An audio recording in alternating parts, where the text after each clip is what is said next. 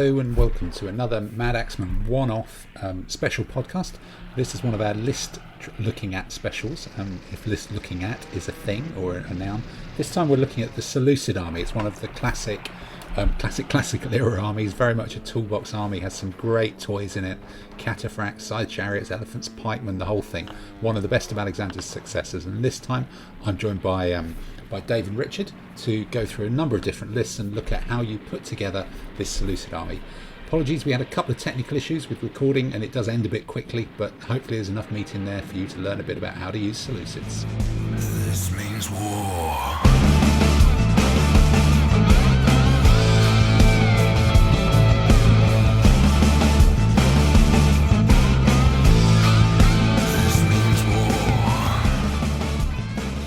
Okay, then, well, look, we've got a Madaxeman podcast, possibly even with some video in this one, who knows? And I'm joined here by Richard and Dave. That sounded very professional, didn't it? I'm joined here, not in the studio, in the virtual studio. It's just us on if only, yeah. It's all of us on a Wednesday afternoon, just chatting on Zoom and trying to record it about one of the, I think it's not only in ADLG, it's always been in almost any set of Ancient War Games rules, one of the most popular armies. The Seleucids, one of the successors, the preeminent probably amongst the successors, unless you're judging fame and success by how often they featured in carry-on films, in which case that would be the Ptolemaics. But in most ways of measuring it, I think Seleucids tend to come out well. They were, for anybody who doesn't know or can't read off Wikipedia, which probably doesn't narrow it down much, they were kind of the successor who were based around Syria and all points east, really, after the Macedonian Empire got split up to the Diadochi, and that put them in kind of an interesting place to fight. Well, they were in the middle of all sorts of different opponents, really, weren't they? They fought the Ptolemaic Egypt, they fought Rome, but also they kind of went all the way through Persia, and which put them up against the Parthians, who nibbled bits and pieces away from them, and even some of the other empires around the edge of that also then meant that they actually the Armenians, another kind of important Mithridates as well. I don't know. I'm starting to, as you may have guessed, I'm starting to run out of my ability to read stuff off Wikipedia in real time. So if either of you actually know anything about this, chip in. What I think is interesting about them is they start out very much as a classic Macedonian successor. Their big USP is they've got access to India, so they've got the Indian elephants, and the list largely sort of stays fairly classical then until you get the emergence of giving them a new ring. And then on, and because the third has an expedition, as you're saying, against the Parthians and the Bactrians, and as a result of which he's the first sort of Occidental kingdom, Mediterranean kingdom, to have cataphracts. Yes, they learn cataphracts from the Parthians. Exactly. And then later on, as you say, influenced by the Romans, they adopt Roman-style infantry. So a bit like the Romans in that sense, if anybody threatened them or seemed to be beating them, they kind of stole that military technology and adapted it. But their big strategic vulnerability is that their manpower rests on a relatively small number of settler soldiers supported by land grants. And as the empire begins to shrink, that puts more and more pressure on that manpower. So whereas big advantage is it can always replace its armies, the Seleucid Empire couldn't, and so it steadily shrinks until, in the later period represented by the list, the empire is just a very small rump state in sort of Syria, butting up against the Jewish state, and you can really argue whether or not it should have the quality of troops that it does. But so you in one list you have this huge spread of history and a very significant evolution, And I think that's why it's always been so popular, is you can create a list that reflects many different styles of play. Do you think, obviously ADLG lists, well, all of the lists draw on history, but all of the lists for every kind of ancient rule set have always kind of had a Seleucid list, very few. And yes, there's early options and late options, but I don't know, do we think the army actually did change much more fundamentally over that period of time, or was it always still kind of a shrinking core of pikemen with more and more stuff bolted on as it went on? Should this actually even be two lists? Is there a point at which these things are fundamentally different, or is that toolkit too many options because you're covering too broad a period of history, almost an artificial thing that makes this list better than it probably should be? I think that the span of time, personally, I think the span of time is fine. I don't think it's worth splitting it.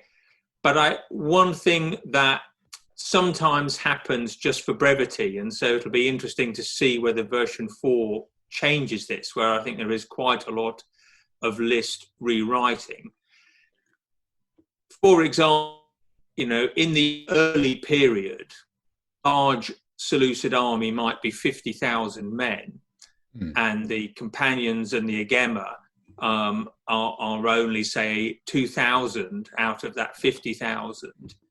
And yet, late period army, the army might be 10,000 men. And to allow you to have the same number of bases of elite cavalry is probably fine, as long as you recognise you're now representing a scaled down 10,000 man army, not a scaled down 50,000 man army. And so there's a slight artificiality there, but you see that across all the lists, because an early medieval army might only be 5,000 men, whereas an early Chinese army might be 200,000. So as long as you accept that, it's fine. But it's kind of unusual for that to change within the course of one list, though, isn't it? I guess maybe that's the unusual piece that it throws off some of your ratios.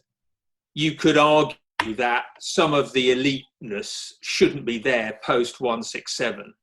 As you to very much this shrunken entity after Rome really it establishes Pergamon as a separate state and gives the Asia Minor provinces of the empire to the kingdom of Pergamon.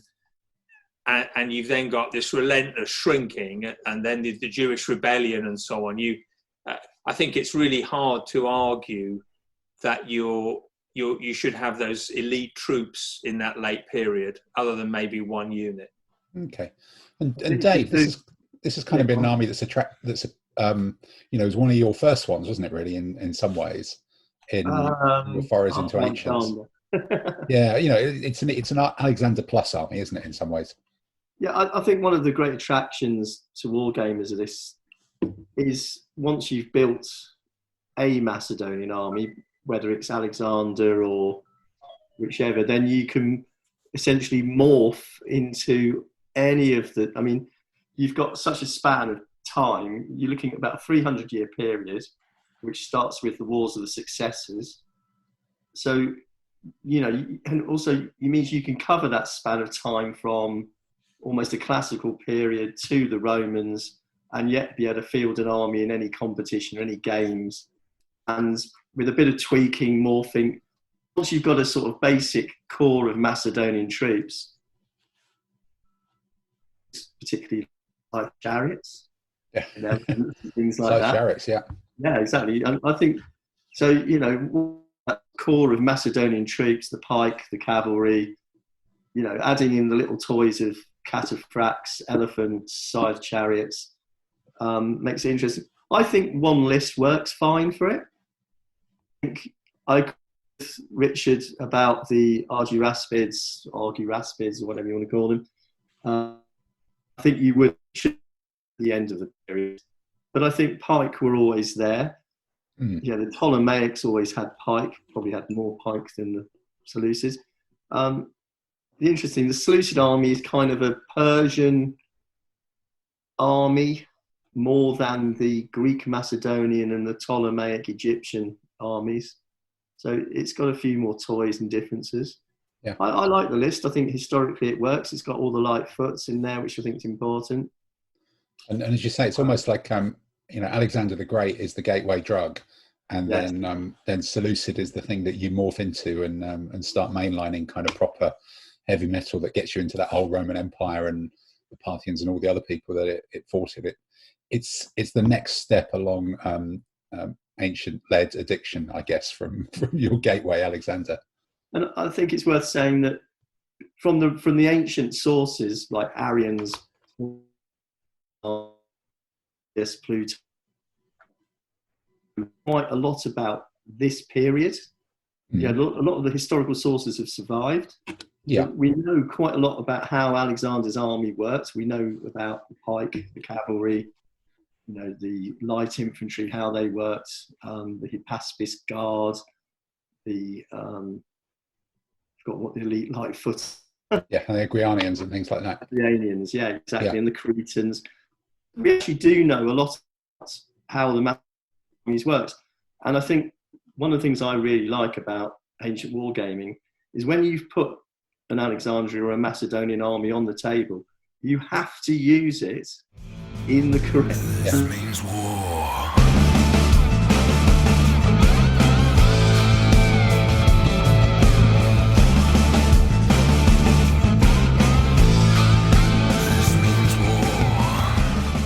So then, Richard, this is, we've done the history bit, so let's have a look at your first list. I think this is an early list in 240 BC. You've got 23 units, you've got 5, 10, a big one there, and 8. So talk us through, run us through these commands and how you put them together and what you see doing with them. I guess starting at the top where you've got an ordinary included unreliable general and what looks like a small but effective block of pike people. Yeah, so the thinking behind this list starts with the date. So I've gone for 240 rather than earlier, even though I don't use the Galatians to make my opponent think that I might be using Galatians. Yes. Yeah. So it starts off with a small command, basically a frontage of 3 pikemen with some skirmishers, an included general, which to give it even more punch. Unreliable because it is small. If it goes unreliable, my opponent will just stay away from it, hopefully. It would usually be deployed in the center of my line. The 2 flanking commands then both have... Actually, just thinking, that's an interesting one, because there is that temptation if someone's got an unreliable command to sit back from it, but I guess if you're sat back from something that is slap bang in the middle of the table, you're leaving quite a big area of the board with nothing going on, aren't you, really? Yes. Yes. You've almost got to trigger it, haven't you? Yeah, you've got to trigger it. I use. Yeah. No, that's kind of neat. I like that. Yep. Okay. So second command then, which is the monster. Yeah. So second command would be on the rougher terrain flank of that initial command. So it has a lot of punch in it with 2 elephants and 2 armored medium spearmen, supported by a Thracian and an archer with some light troops to screen it. And the idea of that is that the medium armored spearmen are tough enough to really face up to anything in the open when next to an elephant. Yeah. So this is a command that's quite happy to trundle through rough if it's there, but can equally go in the open if your opponent has contrived to not give you suitable terrain. I know it's a sort of small. It's a small detail, but you've gone 2 of the armored Thracian spearmen and 1 Thracian. Whereas whenever I look at these sorts of lists, I always start with 2 Thracians because Thracians are 2-handed weapon and they get that extra positive. Is that a could be t'other way detail, or have you? No, you could certainly do that way. You could certainly do it that way, but that combination is possible in many other lists. only in Seleucid do you get elephants and thoracitae. So Okay. to me, it's one of the reasons why would you choose Seleucid over any other Hellenistic type army where you can have elephants and Thracians. It's because you can have the Thoracitae and the Thracians. And so that gives you a 6-element wide movement group, which is efficient. Yep. And it gives you something that can fight almost anything. Even against cataphracts, you can cause it some grief with the elephants. Against pikemen, you've got the armor to help your medium spearmen hang on that bit longer. Against Romans, you're equally armored. So it just has, it's a little miniature Swiss knife that can be aggressive against almost anything. Okay, all right. And then it's got a little bit of light to deflect shooting and just give it a bit more breadth. Then on the other side, you've got another small pike group, which, again, the advantage of having the pikes in 2 commands is it's harder for your opponent to avoid them. If you've got one big group of 6 pikemen, they're very tough, but they're so tough, most opponents will just reverse away from you.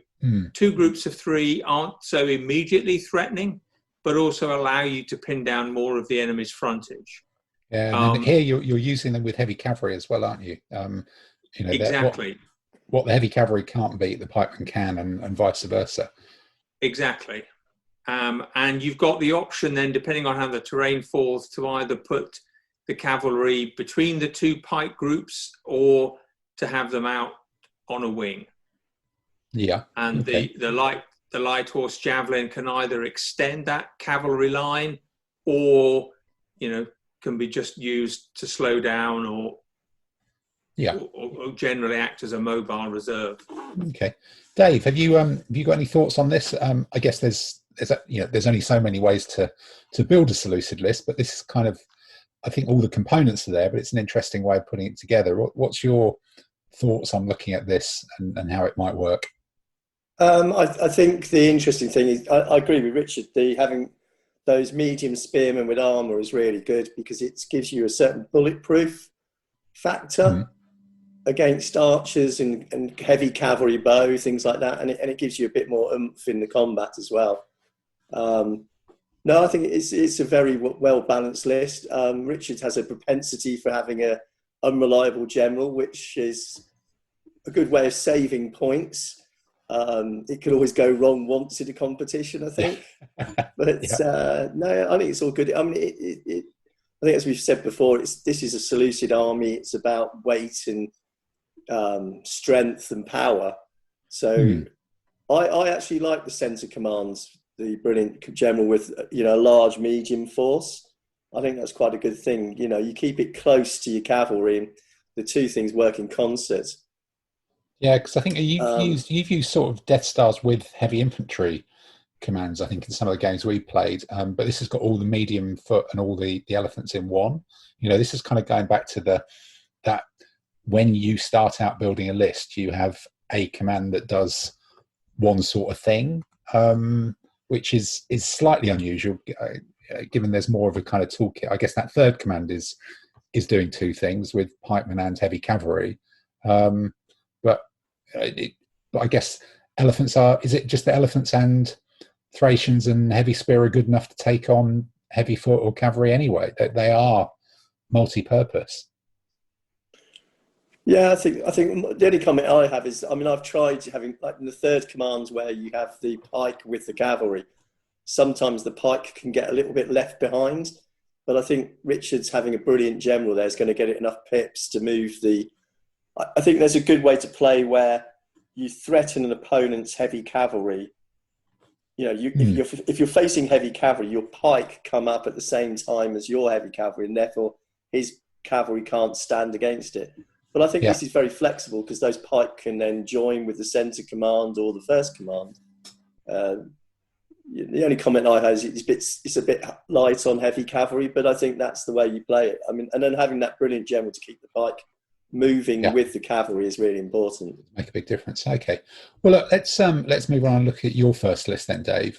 Which I think you. I'm trying to remember whether you are Mr. Scythe Chariot in some way, shape, or form. But let's look at the 244 list. I think the 244 list. Yeah, let's throw this one up on screen. So so again, you've got 22, a smidge smaller.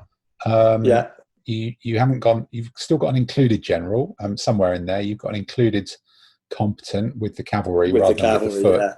And it looks like you've not got as many pikemen, but you've got more cavalry. You've got your magic bowmen. But so your commands are 7, 8, and 7. So run us through, starting with the brilliant general in that first command down. Talk us through what's in that and how that works. Well, I think this is an army with lots and lots of toys, and I like having those scythe chariots in there. They're kind of fun. I think they can be a threat and make sure that other people. I think a lot of people won't have faced scythe chariots very often, so they don't know how to fight against them. They think, what the hell are they going to do?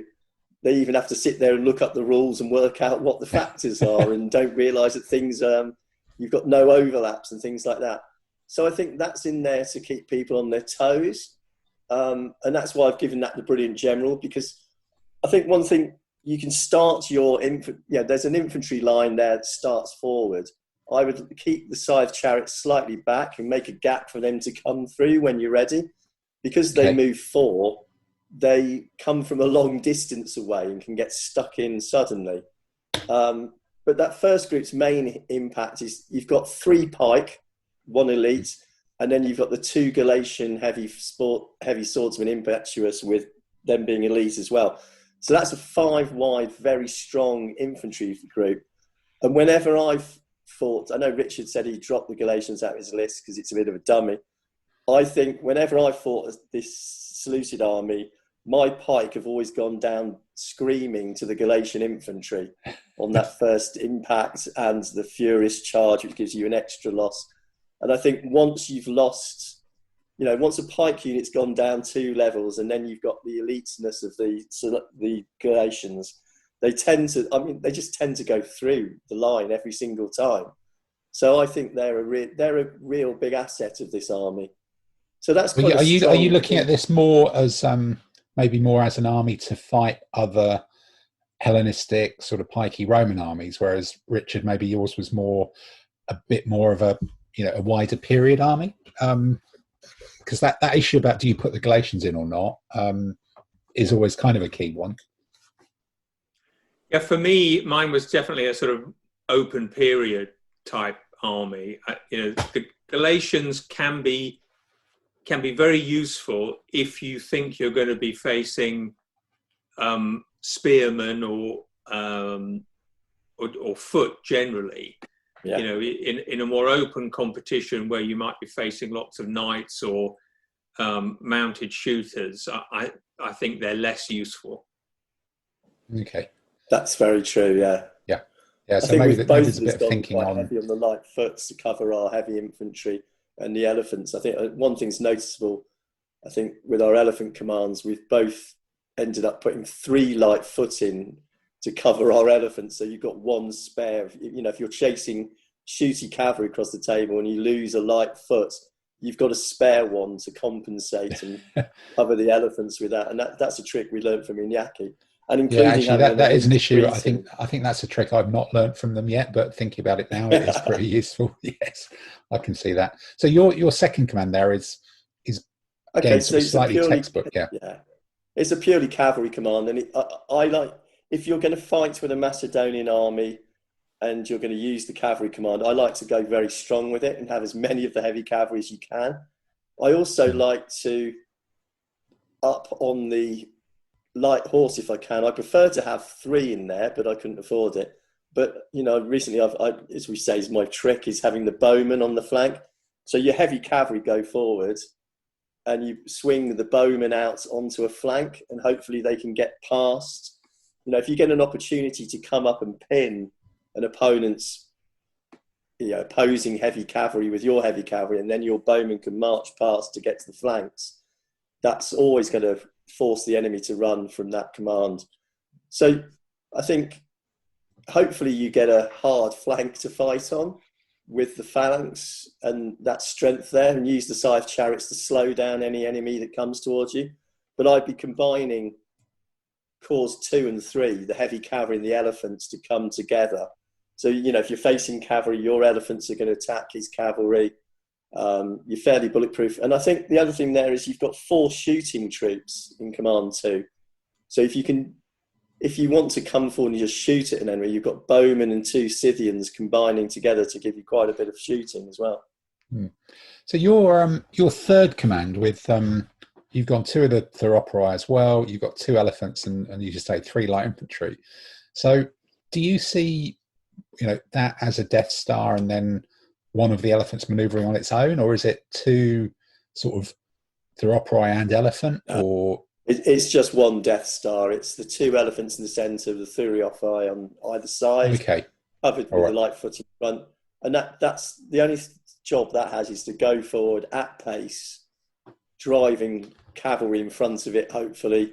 But that's going to put the pressure on the enemy so that you can then use the cavalry commands in 2 to manoeuvre. So, if you're facing an enemy who runs from the elephants, you keep the pressure up with the cavalry. So I'm going to use the cavalry and the elephants in combination. So do you, looking at, do you think you've got enough command? Because that's only got an ordinary one. Normally with generals and elephants, you're looking for, you expect to see a competent to give you that chance of the extra pips for the short move, or do you just like, sod it, I'll just throw it at something, and if it stops, I think there's an issue with this army that size, because it's got all the toys and everything's quite expensive. You're not going to get an army up to 25 bases. Richard's got 23, I've got 22. It's where you put your command points. Yeah, there's an argument to put the ordinary general with the cavalry, but then you might leave your bowmen behind.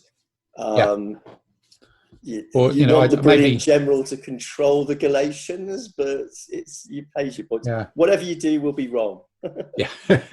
Maybe there's an argument to drop one of the side chariots, so you still got the threat. And then make the last one a competent general. But then the threat of 2 side chariots is a lot more than double the threat of one of them, if that makes sense.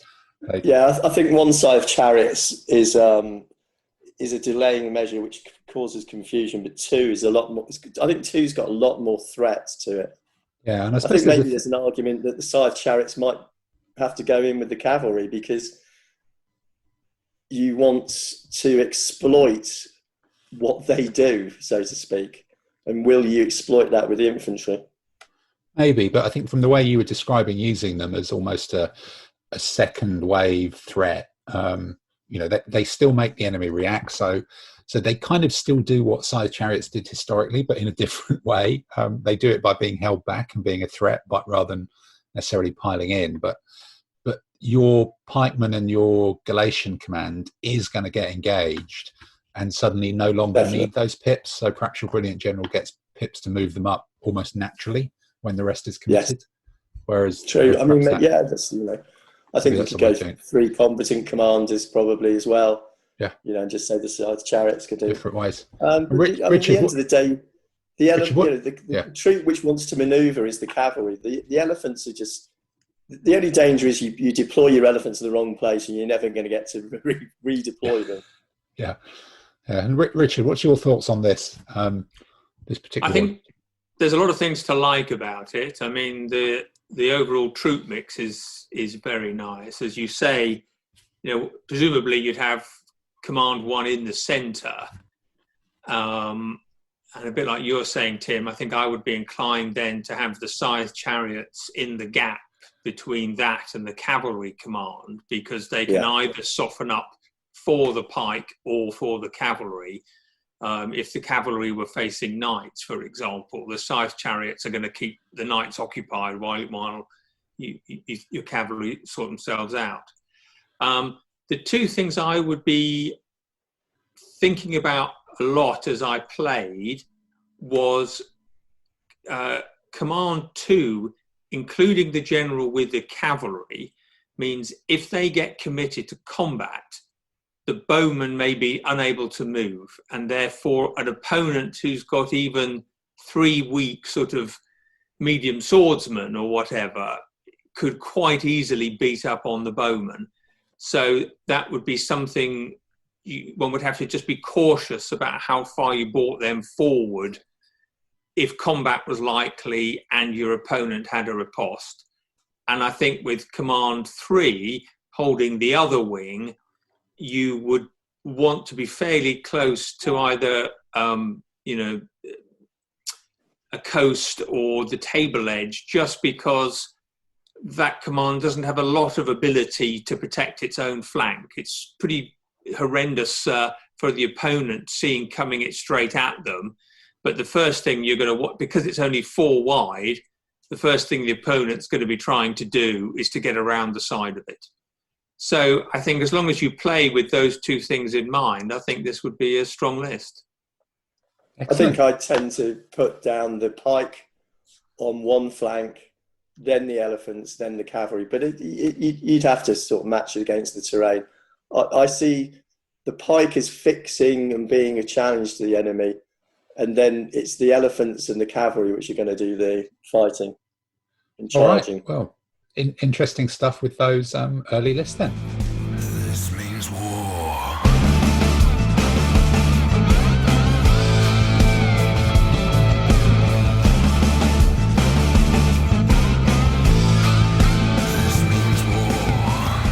Okay, so really we've got 2 early options here that are kind of broadly similar in their theory, their strategy. Dave, you've liked the heavy cavalry a lot and gone big on that. Whereas Richard, you've just gone double down on pikes and elephants and just straight up grunt. But even though they're kind of slightly different, they're still very much about race across the table and punch a hole in something being the answer. So, all right, well, maybe let's have a look at one of the other ones. I think let's have a look at one of your later lists then, Richard, here, which we've just sort of popped up on screen. So this is a 199 BC list. Well, if you go ahead, talk us through the mix on this one and how you see, talk us through the commands, tell us what's in each one, and let's see how this might work.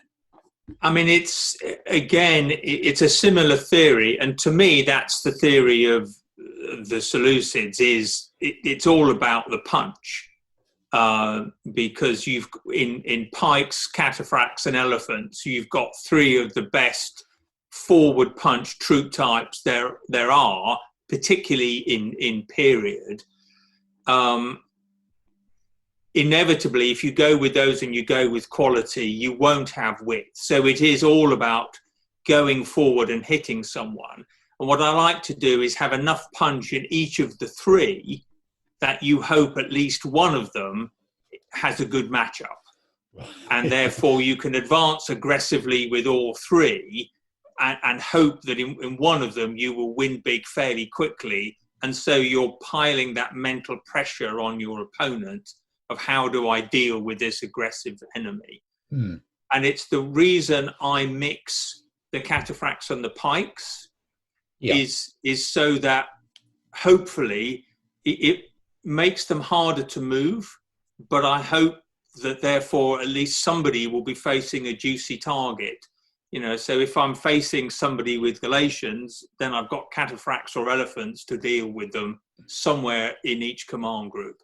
So that's really the theory. What you've lost is you've lost one of the elephants, but you've got a few more medium foot to cope with it. But otherwise, it's fairly similar, except that the smaller command now has cataphracts, not just pikemen. Yeah, and you've had to bump up the generals to actually, 3 competent. You had some brilliant ones before, didn't you? In that, yes, and again, this is working with two commands with 2 cataphracts and 2 pikemen in each. In fact, one of those has gone completely elite, my lord. 2 elite cataphracts and 2 elite pikemen, a heavy cavalry and a light horse javelin. So those are the outriders. But that's going to hurt. And then 2 normal cataphracts, 2 pikemen, a bowman, and a light infantry bow, a couple of light infantry bow to skirmish in front. And then your elephant command, as you say, were you not tempted to I guess you've got one heavy cavalry, the Galatian horsemen, in there with a light cavalry javelin, but then your elephant commander's got 2 Scythians, 2 light horse bow. It's, because in some ways, I think in your first one, you just had 1 light horse bow to act as a sort of delaying outrider with your Death Star command. Yes. If this is tweaking stuff really, but I always wonder, with 1 heavy cavalry and a couple of light horse, is almost starting to be a competent force. But yeah, it as always, depending on the situation, it's definitely one of those armies where once one had played it a few times, you might want to tweak it a bit. But it does depend on, I'm assuming that elephant command will quite possibly end up in a piece of rough terrain that's actually on a flank. Yeah. In which case, your 2 light horse bow are almost to exploit the breakthrough and whip round and try and take the camp. Is kind of the idea of those. So you could say you only need 1, and you could put another light horse javelin in the CNC's command. Yeah, but that's just tweaking stuff, isn't it? Really, I guess. Yeah. But the fundamental idea is 3 strike groups, all of which can deal with foot or horse. Yeah. And therefore you would advance fairly aggressively with all 3, but then you've got enough of a toolkit that you can attack selectively in order to find the enemy's weak spot. Yeah, and again, on my kind of how many combat troops have you got? You've got 5 in that CNC's command with the Galatian cavalry. You've got 4 and a bit in the other command, so up to 9, 10-ish, and then elephant and 3 decent medium foot. You're still at that sort of 14, 15 mark. Dave, I don't know, what's your thoughts on this one? In fact, this one goes up to the elite elephants as well, which is that another tweak in the time period? That's interesting. Is bringing in the elite elephants, and who can deny yourself elite elephants? I think Richard's saved some points with having unreliable generals, which I've tend to learn from Richard as well. It's a good idea. It works. If it works, it works well. I think that's it. I like the heavy strike command with all the elite cavalry. I like the Galatian heavy cavalry to manoeuvre and things. And I agree with Richard. I think it's important to treat the cataphracts as kind of mobile heavy infantry. In actual fact, they can work with. I think cataphracts were brought into ancient warfare to match heavy infantry in so many ways, and they kind of like mounted heavy infantry. So I think using the cataphracts to widen your infantry line and keep them close to the infantry is the way to go with that. I guess it means you've got to manage the matchup really when you get close to the enemy, possibly. But I suppose cataphracts and pikemen are still a bit of much of a muchness. It's unlikely that you'll get that too wrong unless there's an enemy there, I guess. But what you really hope to do is face Romans. Yes. Yeah. And anything, all of it will work. Really, all of it will work equally well. And a cataphract who sits in front of a pikeman, making the pikeman charge him, will more.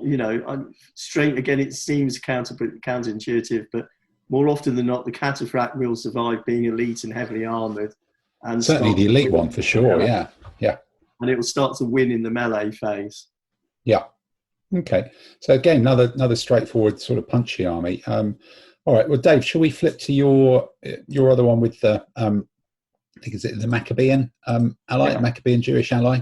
So you're actually up to 23 here, but talk us through these commands then. You've got a 10, a 6, and a 7. So big I thought, chunky numbers. As we said earlier, the Seleucid army is a heavy metal wallop forward with all the toys. You've got pike, cataphracts, elephants, all these expensive toys that the Seleucids were well known for, the scythe chariots, etc., etc. This army was an army which I came up against in the Worlds a few years ago with one of the Italian players. In fact, last year's world champion, Massimiliano, yeah. Martellacci, probably. Yep. And so I sort of sat down and thought, we're doing let's bring a list which is slightly off the cuff. And in actual fact, this doesn't do Massimiliano's list quite justice. His army, I think, was 29. Yes. Yeah, I think I played that as well. Yeah. Did we play that? Was it in Spain or something that we played it? Yeah, I think it was in Zaragoza, wasn't it? Yeah. It was in Zaragoza, yeah. I think so, yeah. No, I don't know. Zaragoza usually is samurai, but no. Anyway, Yeah. but I fought him in one of the world's competitions. I found his 29 army list was a bit weak, and he kept launching one. He launched the scythe chariots, then an elephant came up, and I could cope with it, and we ended up with a draw. Plus, his Maccabean ally was unreliable and just sat on top of a hill. So it was a bit of a non-happening because I couldn't kill enough of him. Yeah. But I think there's some interesting things here. You've got one very, very powerful terrain command in the Maccabean Jewish ally. Okay, he's allies, but you've got 4 impact swordsmen. And that's better than anything you're going to find in the rough before you get to late Romans, really, isn't it? I think except another Seleucid with elephants and Thracians. Yes, another with elephants and Thracians, yeah. Yeah. And I guess you find you're fighting a lot of luxury javelin, maybe, but yeah. So I mean, I think but I think that's one flank completely held down, and then you've got 2 elite elephants. You've got a very powerful Death Star and 2 elite elephants, 2 Thracians on the other side, and you've got 2 Cretans elite in front of the elephants who are not going to get shot away and pushed away. So that's the strike force in that army with a brilliant general. So you're going to strike with the pike and the elephants. I think it's a very powerful army. So you've got a phalanx. Yeah, you've got a phalanx command with the phalangites and with 2 pike and 1 argyaspid. You've got it's also got a Death Star, so it's got the heavy infantry and the Death Star. That's all the punch in one go. You've got 2 Thracians, 2 elite elephants, so you're at 7 wide of dangerous to anything there. You've then got your 2 scythe chariots in a command with 2 cataphracts, 2 Scythians, and your textbook 2 bowmen. So I suppose the scythe chariots there are being manoeuvred by that general when he's not busy. They very clearly are a reserve.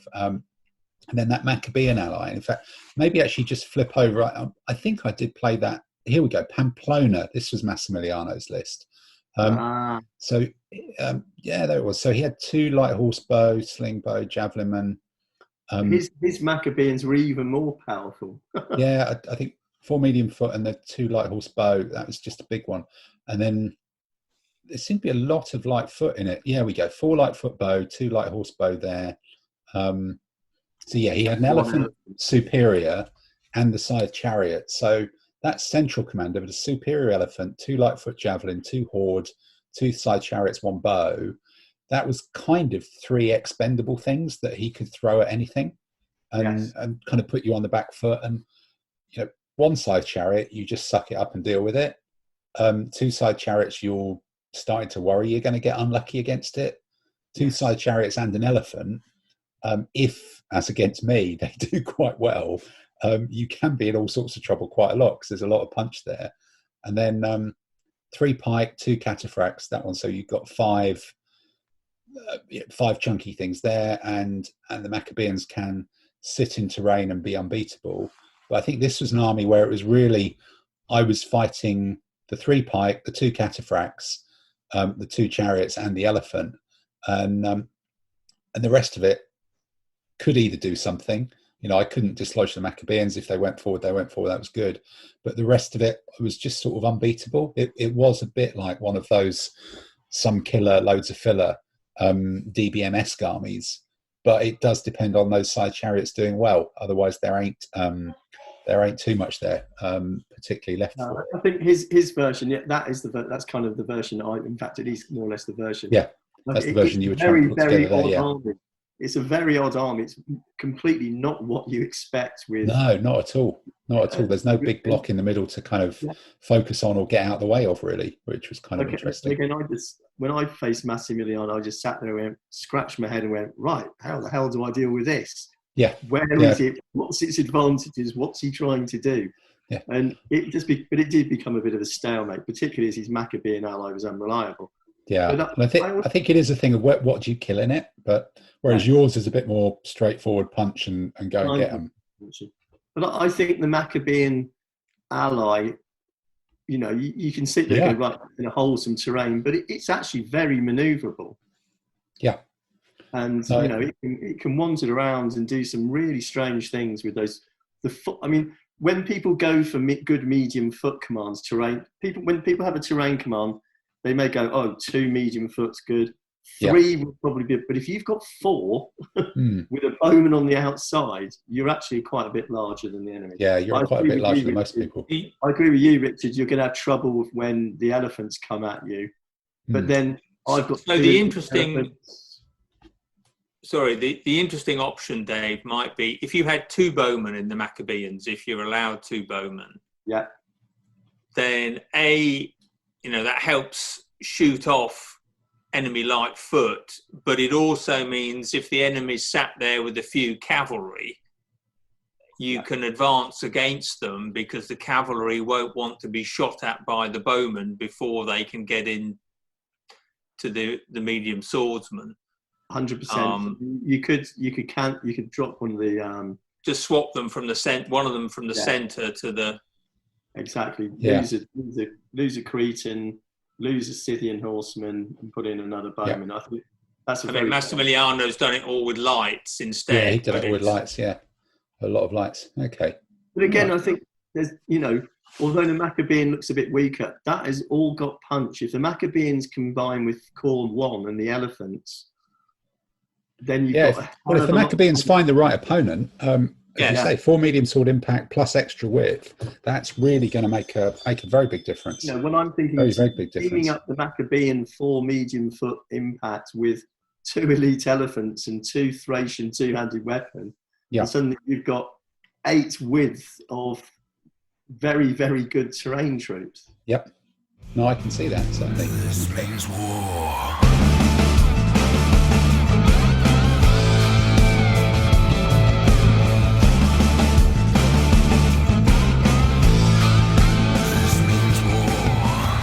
Right, well, look, let's have a look at Richard at your third list, which is your 199 BC list, I think. So this one you've got. So we've got a brilliant general with 2 Scythians there. It's very similar. Yeah. I've just fiddled a bit with the command to make the 2 outside commanders brilliant. Yeah, and include the general in the center. So now the pike are all concentrated. And the cataphracts are all concentrated. Okay. That allows me to include the general and make the centre one ordinary. So it's a little less. It's a little less varied as you go across. But what that allows you to do is perhaps pin with the pike and fix the enemy's attention. And having 2 brilliant commanders on the flanks, it allows you to manoeuvre more with them as individual pieces. So that's the main difference. Yeah, so it kind of is your previous one, as you say, that all the pikes in one command and all the cataphracts in the other. Otherwise, it's pretty similar. And the generals. Yeah. And the generals as well. Yeah, indeed. Okay. All right. Yeah, to give that a bit more command and control. All right. So yeah, not too much difference. In a way, it's sort of a halfway house to Dave's with all the cataphracts and a heavy cavalry together. That gives you some sort of manoeuvrability there, doesn't it? Intriguing. All right. Well, I think the other way of using this list is kind of the Rafa way of doing it, which has always been kind of a very, very unusual one. But he's done very, very well with it. This is almost a Rafa's Seleucid version, which I've had the misfortune of playing a couple of times here. I think it might actually been the first time in Pamplona. And Rafa gets a very, very big, but still quite punchy army that with the waterway can spread all the way across the field. So, but it's got a lot of mid-quality troops. I think it's one of the later options. So his list is built around two big commands. So one of them, two Galatians, the elite troops, a mediocre elephant, on the basis that an elephant is still pretty good. If it's mediocre, it's mediocre. A pikeman, a medium spear Thuracoti, and a bowman. We've talked a lot about how a bowman can support that. So the Galatians, the elephant, the pikeman, you've got 4, the medium spear 5 and a bit there in terms of width. The next one is mediocre elephant, a couple of argiaspids, another medium spear, 2 inferior bow-armed camels who kind of lurk around at the back, but next to pikemen and argiaspids and elephants and spear and bowmen even, they're a real problem for any cavalry, because anybody trying to take them on is taking them on as camels, which is giving you a negative factor if you're fighting. They can be screened by some of the other stuff, and they're always supported by something pretty decent as well. And then, again, a bit of a mobile reserve of a couple of cataphracts and a couple of cavalry. And it seems to just sort of fill the table and give you all sorts of different problems in different commands. And you're up to, whatever that is, 5, 6, 7, 8, 9, 10, 11, 12, 13, 14, 15, 16, 17, 18, 20, 25, 26, which is an awful lot when you're looking at 1, 2, 3, 4, 5, 6, 7, 8, 9, 10, 11, 12, 13, 14 fighting troops. I think he'd refined it or tweaked it a little bit by the worlds. Not much, just I think it's almost exactly the same list, really, possibly. And it just is a sort of swamp you with everything's actually pretty decent. Even the mediocre bits are not too bad. And I think that thing, Richard, of you always get a good matchup with something, particularly if you drop down a waterway and narrow the table, or narrow the table with a bit of terrain. This means war.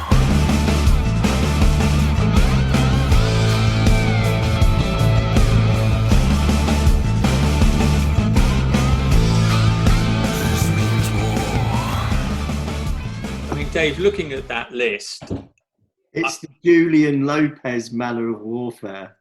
The only thing I would say about it is that with 6 mediocre battle troops, what you just have to screw your courage to the sticking place and get stuck in with it. Oh, you just go hammer and tongs at it, yeah. And hope that your quality beats his breadth in time. I mean, it's will go down against the cataphracts. Yes, and they always, in theory, they're great, but then when you find they have no armor and they only go down, they never go up.